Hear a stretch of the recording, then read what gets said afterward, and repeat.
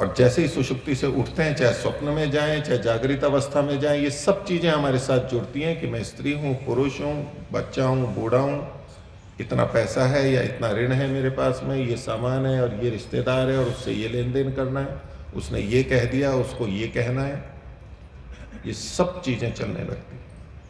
और इनमें चलते चलते ही तो हम दुखी होते हैं, खिंचाव करते हैं, और ये दुख हमारे को रहता है। भले ही भोग के साधन समय, तब भी ये दुख हमारे बने रहते हैं।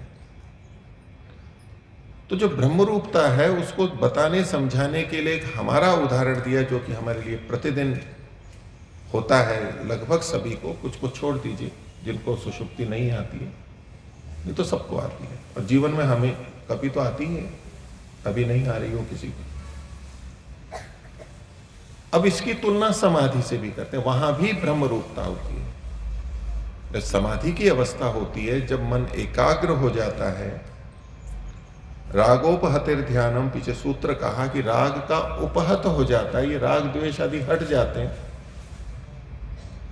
और वहां ना कोई व्यक्ति रहता है दूसरा, न ये अपने शरीर का बोध रहता है, न काल का बोध रहता है,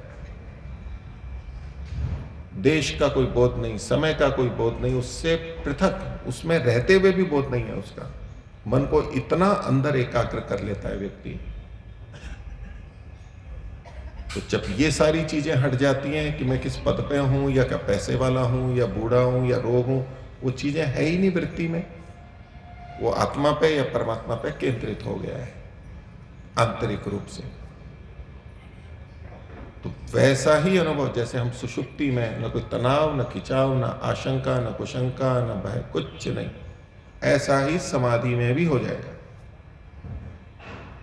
लेकिन दोनों में अंतर तो है। ऐसे नहीं कह सकते कि सुषुप्ति में भी ब्रह्म रूपता है तो ठीक है, सुषुप्ति तो हम लेते ही हैं, लेते रहेंगे, समाधि की क्या आवश्यकता है, फिर इतनी साधना करने की क्या आवश्यकता है। और मुक्ति भी ब्रह्म रूपता है तो मुक्ति की भी क्या आवश्यकता है। उस रूप में समानता नहीं है, तीनों अवस्थाओं में भेद है। लेकिन सुषुप्ति में हम हर समय रह नहीं सकते हैं, जागृत तो होते ही हैं, काम तो करने ही होते हैं।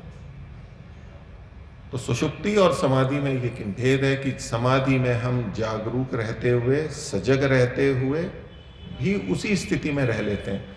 सुषुप्ति में तो हमें कुछ बोध नहीं होता है कि हम कहाँ लेटे हुए हैं, किस घर में हैं, किधर कौन सा बिस्तर है, कौन सी चादर किस रंग की है, कुछ भी तो नहीं पता है वहां हमारे को। तो ये तो अज्ञानता की स्थिति में है, लेकिन वो स्थिति कुछ बनती है सुषुप्ति में, और इसीलिए वो हमारे को बहुत विश्राम देती है। उसी समय हमारे शरीर की जो पूर्ति होती है, क्षतिपूर्ति, वो सबसे अधिक होती है। बुद्धि को भी सबसे अधिक विश्राम वहां मिलता है, नवजीवन प्राप्त होता है हमारे को एक तरह से, और फिर हम अगले दिन फिर से अपने कार्यों के लिए उद्यत होते हैं। और सुषुप्ति नहीं हो तो बहुत बड़ा दंड है व्यक्ति के लिए, पीड़ित हो जाएगा, दुखी हो जाएगा, बड़ा कष्टप्रद हो जाएगा। तो जागते हुए भी ये ऐसा हो सकता है, वो है समाधि के अंदर।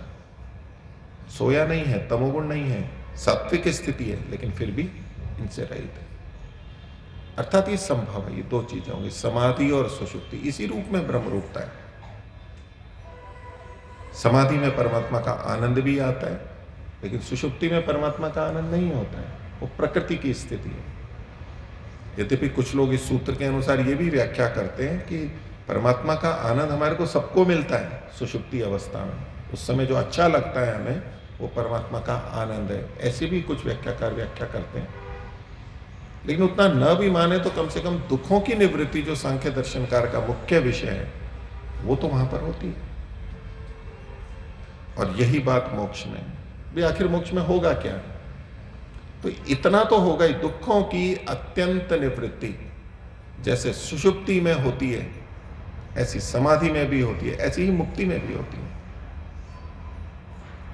तो फिर वो भी प्रश्न है, जैसे सुषुप्ति को चाहने वाले कहें कि फिर समाधि के लिए कष्ट क्यों उठाएं, तो सुषुप्ति हमेशा रह नहीं सकती, स्वप्न भी आएगा ही, जगेंगे भी। और यही बात समाधि में भी, समाधि भी पूरे समय नहीं रह सकती, लंबे समय नहीं रह सकती, व्युत्थान दशा आती है। समाधि से उठ करके जब हमारी बाह्य वृत्तियां होती हैं, हम देखते हैं, सुनते हैं, चखते हैं। कोई योगी भी व्यवहार तो करना पड़ेगा, तो समाधि भी वहां पूरी नहीं रहती। लेकिन अनुभूति अवश्य है। उसी की तरफ ये संकेत करना चाहते हैं कपिल मुनि कि ऐसा ही मुक्ति में भी होता है कि दुख कुछ भी नहीं रहेगा, किसी भी तरह का दुख नहीं, न छोटे बड़े का दुख है, न प्रतिस्पर्धा का दुख है, कुछ नहीं। वहां तो सब समान है और एक जैसे हैं। तो जगते हुए तो हम मिथ्या ज्ञान से प्रतिस्पर्धा में ही दूसरे के बढ़ने पर भी दुखी हो ही जाते हैं, वहां नहीं हो। समाधि सुषुप्ति मोक्षेषु ब्रह्म रूप था। लेकिन मुक्ति से इन दोनों अवस्थाओं का एक भेद है, जो कि अगले सूत्र में इन्होंने कहा, द्वयोः सबीजत्वम अन्यस्य तद्धति। द्वयोः, इनमें से दो का, है ना, सुषुप्ति और समाधि में सबीजत्व है, बंधन है, अभी जन्म मरण का कारण अभी शेष है, भोक्तृत्व है अभी भी कुछ मात्रा में। सुषुप्ति में तो बद्ध आत्मा है, वो तो बहुत भोग रहता ही है सामान्य व्यक्ति के भी। समाधि में भी कुछ ना कुछ भोग फिर भी रहते हैं। लेकिन इतर से जो भिन्न है इन दो से, यानी मुक्ति वहां पर निर्बीज है, बीज नहीं रहते। यद्यपि समाधि के भी दो भेद हैं, सबीज और निर्बीज, वहां योग दर्शन में बताएं। तो जो भोक्तृत्व है और दुख का जो बीज है, कारण है, वो इन दोनों में तो रहेगा, समाधि में भी रहेगा, क्योंकि शरीर है, बंधन है। लेकिन मुक्ति में वो बीज भी नहीं रहता है, वहां बीज भी समाप्त हो जाता है। दुख का कोई कारण ही नहीं है। दुख का कारण कोई ढूंढे हम, तो मुक्ति में कोई दुख का कारण नहीं, किसी भी तरह का कारण नहीं है। ये उसकी विशेषता है। तो ये कह जी, ये दो चीजें तो चलो संसार में है, सुषुप्ति तो हम देखते हैं, बोले मुक्ति का उपदेश भी शास्त्र में किया गया है। वेदों के अंदर मुक्ति का वर्णन आता है। हम बहुत प्रचलित मंत्र बोलते हैं, तमेव विदित्वा अति मृत्यु में थी। उसको जान करके, परमात्मा को जान करके ही हम मृत्यु से परे जाते हैं, ये मोक्ष की स्थिति है। तो शास्त्र में तो उसका वर्णन किया गया है, उसको हम स्वीकार करते हैं। आगे क्रम में इन्होंने शरीरों के बारे में भी बताया। पीछे भी एक स्थूल शरीर और सूक्ष्म शरीर का उल्लेख किया था। और मुक्ति की प्राप्ति के लिए जहाँ विवेक और वैराग्य आवश्यक है, वहाँ हमें कर्म भी करने आवश्यक हैं, ताकि अच्छे साधन मिल सके मुक्ति के लिए, अनुकूल स्थितियाँ हमारे को मिल सकें। अच्छे संस्कारी माता पिता, जहाँ वेद और ऋषियों के आर्ष और मुक्ति मोक्ष विधायक ग्रंथ उपलब्ध होते हो, ऐसी जगह पे हमारा जन्म, ऐसे परिवार या ऐसे प्रदेश में, स्थान में ये हमारे को उपलब्ध हो जाए, ऐसे जो विशेषता होती है। तो ये कर्म के द्वारा आवश्यक है।